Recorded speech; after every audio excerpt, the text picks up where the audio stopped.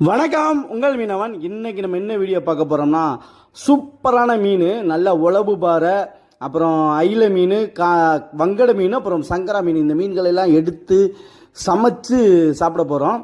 ரொம்ப சிம்பிளாக தான், சூப்பராக அதை கட் பண்ணிட்டோம் பாருங்க.